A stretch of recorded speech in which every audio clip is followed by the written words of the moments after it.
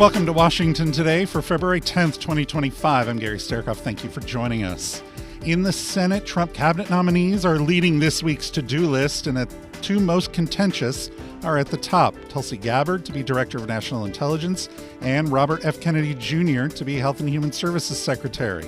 In the House, members on both sides of the aisle are working on their strategies to fund the government past next month's deadline. We'll hear from Senate Republican leader John Thune and House Speaker Mike Johnson coming up. President Trump has announced he plans to impose 25% tariffs on steel and aluminum imports. He also said he'll announce massive new reciprocal tariffs that could match other countries' tariffs on U.S. goods dollar for dollar. The president is also saying more about his plans in the Middle East, stating explicitly that Palestinians would not have a right to return to Gaza under his plan to take ownership of the area. We'll hear from him on both coming up. And Office of Management and Budget Director Russell Vought was hit with 2 union lawsuits today following his order to shut down the Consumer Financial Protection Bureau. That move comes following a federal judge's order to extend the February 6th deadline for federal workers to accept the Trump administration's buyout offer. A hearing on that is currently happening right now in Boston. The Senate gavelled in at 3 p.m. today. Here's what Republican leader John Thune had to say about Tulsi Gabbard's nomination.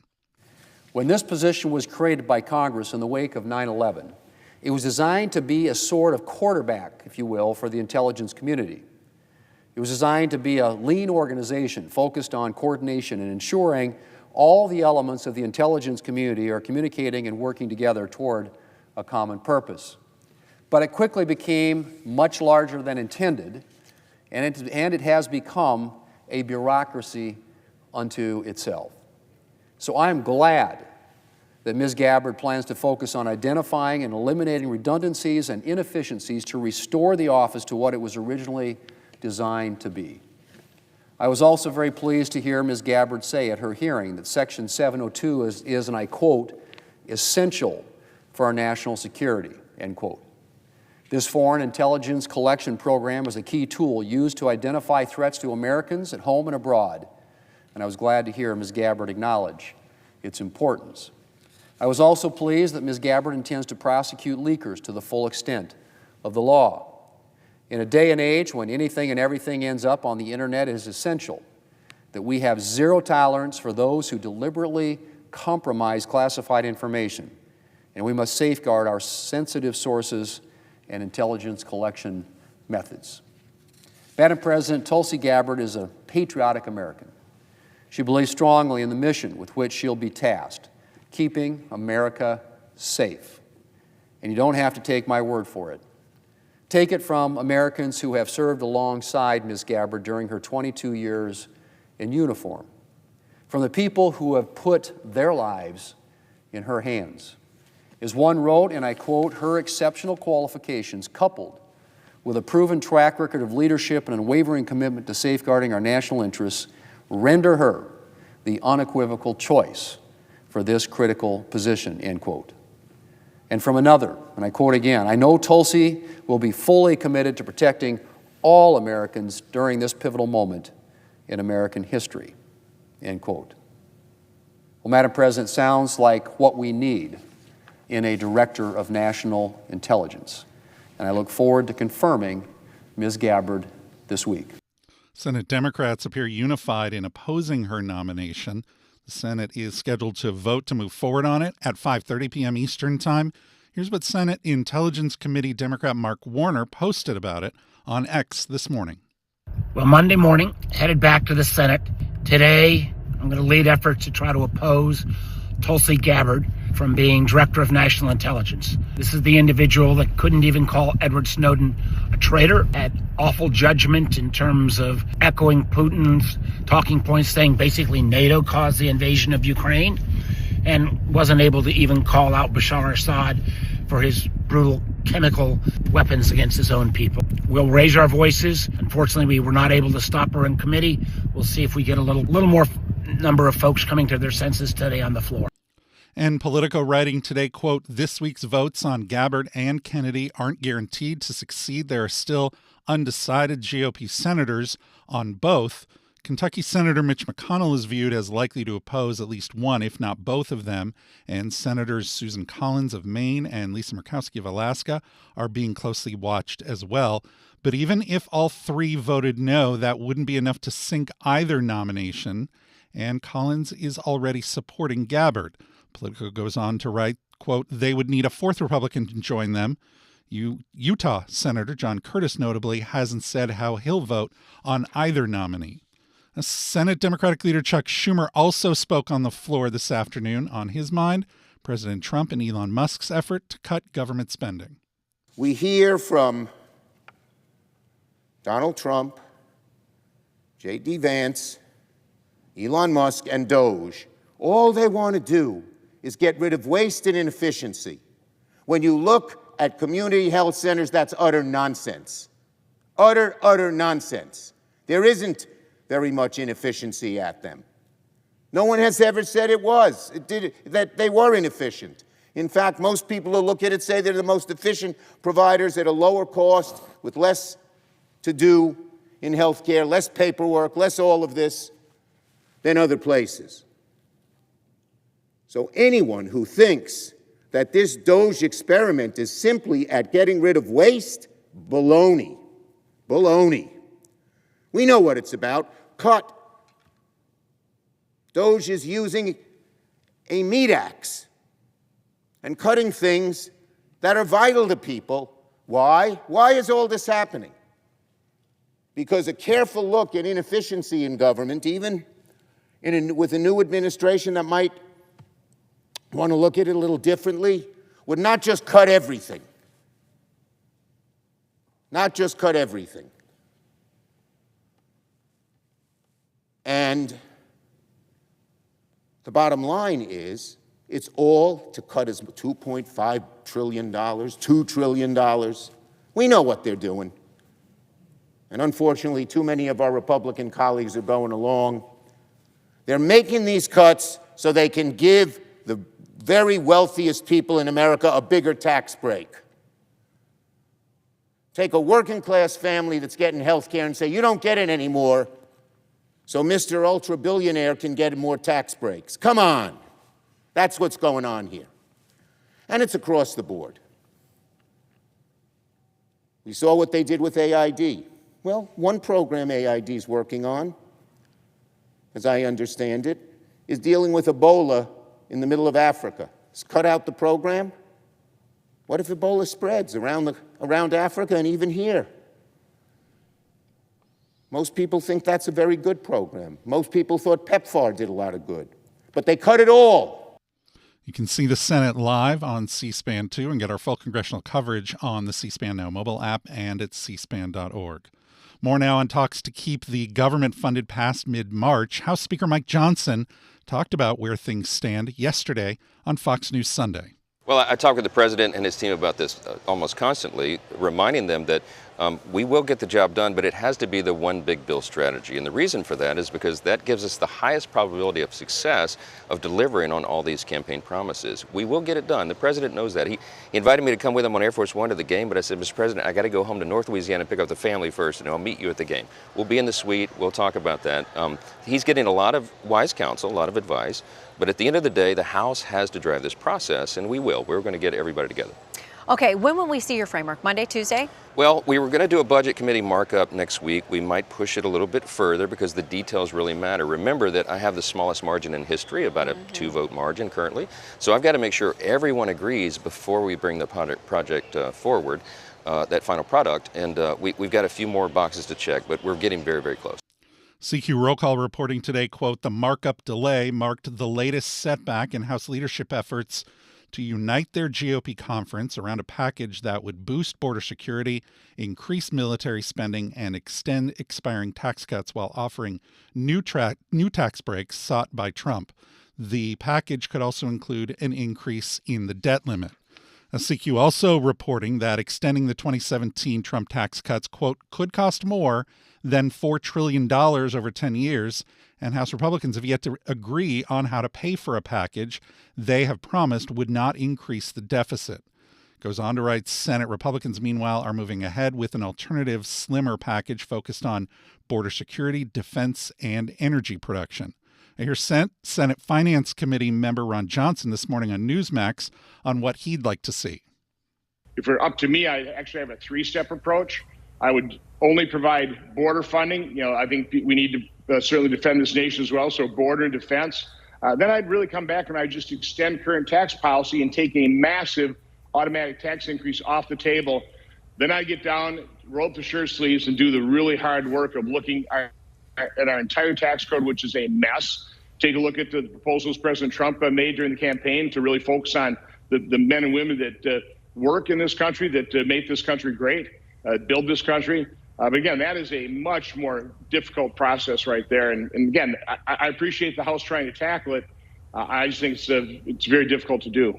And extending those 2017 Trump tax cuts was on the mind of House Democratic leader Hakeem Jeffries. What's the final element of the Republican bait and switch? Enact these massive tax cuts for billionaires and wealthy corporations and stick working class Americans with the bill. The nerve of this group of people who spent all last year lecturing the country about how they were going to do something to drive down the high cost of living, do nothing about it, are planning to enact massive tax cuts for their billionaire buddies, and then, as the final element of the Republican bait and switch, stick working class Americans with the bill. House Republicans have no plan to love and cherish Medicaid. Let's be very clear about that. No plan to love and cherish Medicaid. Their plan is to destroy Social Security, destroy Medicare, and destroy Medicaid as we know it. And now, with Republicans controlling the House, the Senate, and the presidency, it's their intention to try and do it. Just watch what happens at the Republican budget hearing that is upcoming in terms of what's proposed, the cuts to Medicaid that will be devastating. Hospitals will close, including in rural America and urban America and in the heartland of America. Nursing homes will be shut down, and everyday Americans, children, seniors, those who are suffering with disabilities will be hurt as part of the Republican effort to target earned benefits like Social Security and Medicare and to destroy Medicaid as we know it. It's the Republican bait and switch. We will continue to expose it to the American people. House Democrats want nothing to do with it, and we're going to do everything in our power to stop it. Earlier this morning, Representative Jeffries announced the formation of a rapid response task force and litigation working group. It'll be led by Assistant Democratic Leader Joe Neguse of Colorado, and also on it, Appropriations Ranking Member Rosa DeLauro, Judiciary Ranking Jamie Raskin, and Oversight Ranking Member Jerry Connolly. Senator Schumer announced a similar effort today. We'll tell you about that in a minute. Now, on the House floor, members are working on several bills under suspension of the rules involving China currency practices and their impact on foreign exchange markets. Later in the week, members will consider legislation establishing new penalties for evading U.S. Border Patrol agents in car chases within 100 miles of the border. You can always see the House live on C-SPAN and all of our congressional coverage, again, C-SPAN Now and cspan.org. Now to those new tariffs the Trump administration is planning. The president talked about it last night on Air Force One. Yeah, I'll be announcing probably Tuesday or Wednesday at a news conference reciprocal tariffs, and very simply, it's if they charge us, we charge them. That's all. When does it go into effect? Almost immediately, but I'll be announcing the details of it, highly detailed, and it'll be great for everybody, including the other countries. But if they are charging us 130% and we're charging them nothing, it's not going to stay that way. So every country? Every country will be reciprocal this way. Mr. President, can you confirm that It won't affect everybody because there's somewhere we have similar tariffs. But the ones that are taking advantage of the United States, we're going to have it's reciprocity, it's reciprocal. We're going to have a reciprocal tariff. But we'll have a news conference Tuesday or Wednesday. And just on the steel question, just so I understand you correctly. We'll also be announcing steel tariffs on Monday. Tomorrow? Monday, yeah, tomorrow. What countries will those go on? Everybody. Steel. Including Canada and Mexico? Yeah. Any steel coming into the United States is going to have a 25% tariff. What about aluminum, sir? Aluminum, too. 10%? No, 25%. 25 for aluminum? 25 for both.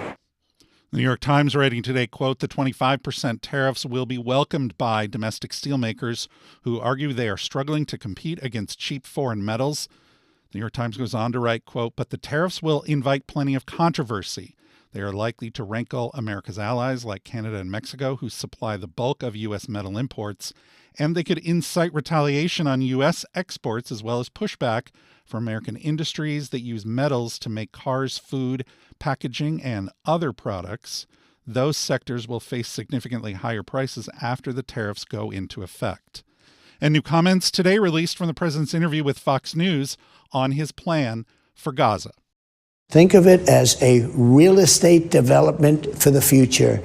It would be a beautiful pice of land. Would the Palestinians have the right to return? No, they wouldn't, because they're going to have much better housing, much better. In other words, I'm talking about building a permanent place for them. Because if they have to return now, it'll be years before you could ever. It's not habitable. It will be years before it could happen. I'm talking about starting to build, and I think I could make a deal with Jordan. I think I could make a deal with Egypt. You know, we give them billions and billions of dollars a year. The United Nations speaking out on the president's comments, the Washington Post quoting UN spokesperson Stefan Dujarric saying, quote, any forced displacement of people is tantamount to ethnic cleansing. And we heard the president mention making a deal with Jordan. Their leader, King Abdullah II, is set to meet with the president tomorrow here in Washington. And Axios reporting today that President Trump is expected to pardon Rod Blagojevich, former Illinois governor. He served 8 years in prison on charges stemming from his effort to sell Barack Obama's Senate seat after Obama won the 2008 presidential election. President Trump commuted Rod Blagojevich's 14-year sentence in 2020. Axios is reporting the two have been friends since Blagojevich appeared on The Celebrity Apprentice back in 2010. You're listening to Washington Today. Live Tuesday on C-SPAN Radio, 10 a.m. Eastern. Federal Reserve Chair Jerome Powell gives an update on the economy and monetary policy before the Senate Banking, Housing, and Urban Affairs Committee. This is his first appearance in front of lawmakers since the start of the 119th Congress and President Trump's inauguration in January. Live Tuesday, 10 a.m. Eastern. Federal Reserve Chair Jerome Powell before the Senate Banking, Housing, and Urban Affairs Committee on C-SPAN Radio. Listen anywhere on the free C-SPAN Now mobile app.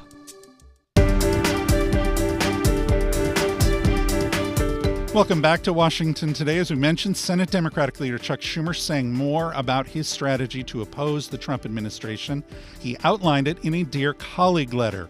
It includes, quote, oversight, litigation, legislation, communication, and mobilization. The letter reads in part, quote, Democrats stand ready to support legislation that will prevent a government shutdown. Congressional Republicans, despite their bluster, know full well what governing requires bipartisan negotiation and cooperation.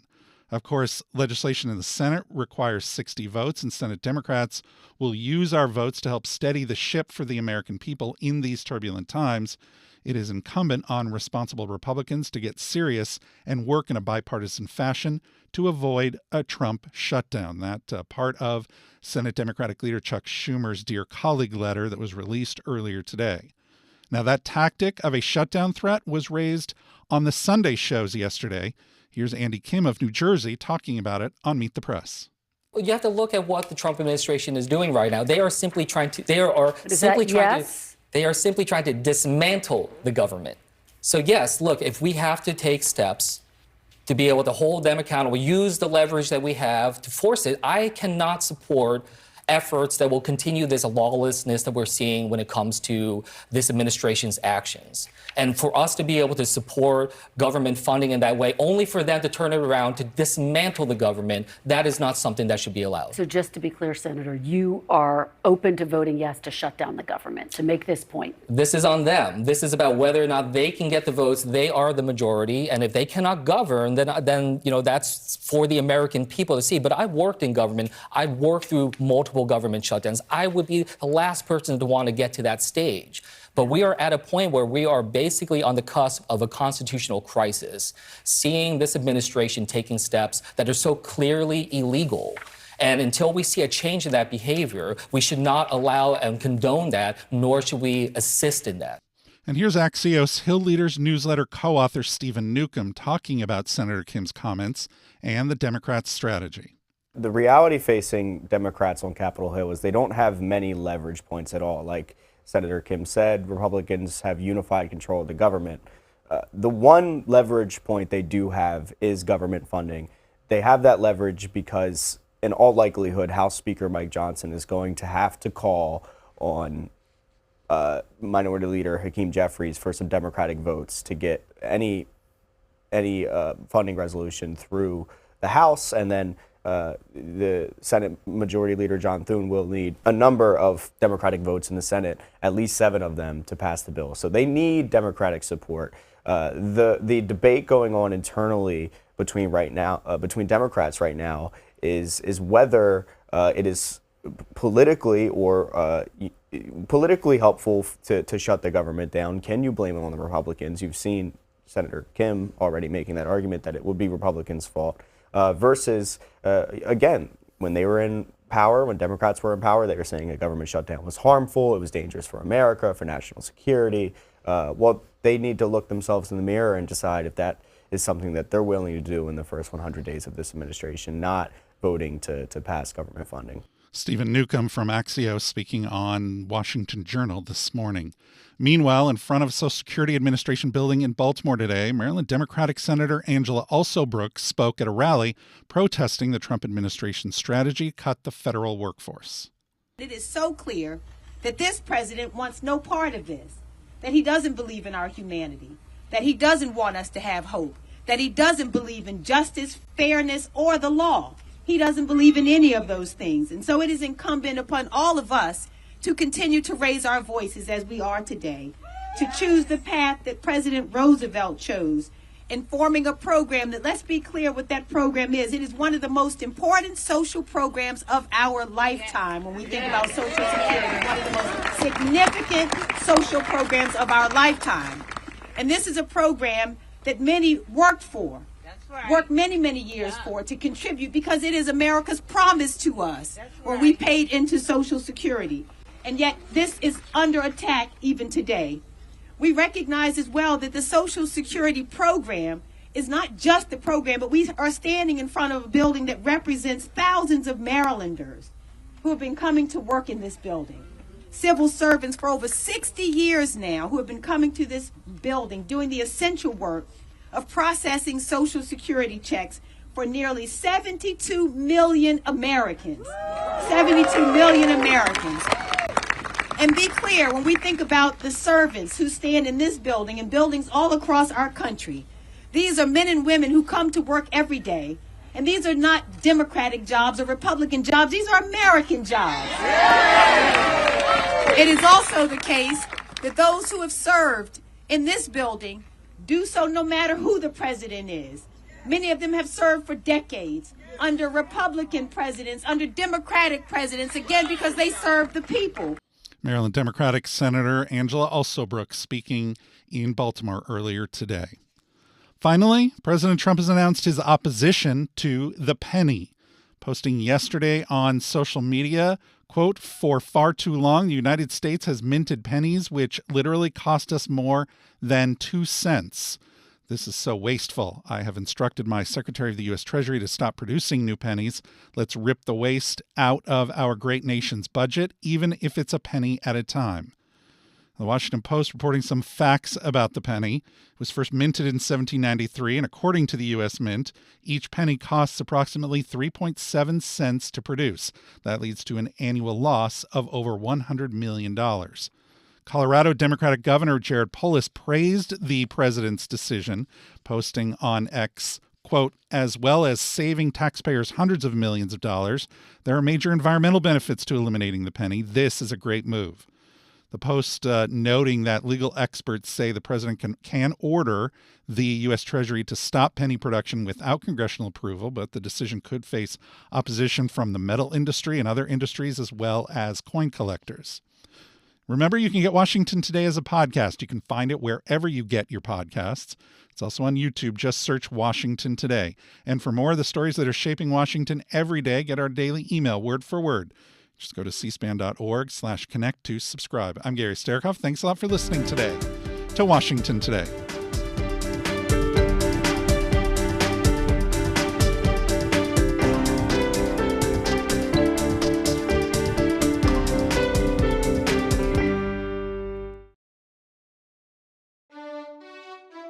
C-SPAN's Washington Journal, our live forum involving you to discuss the latest issues in government, politics, and public policy from Washington to across the country.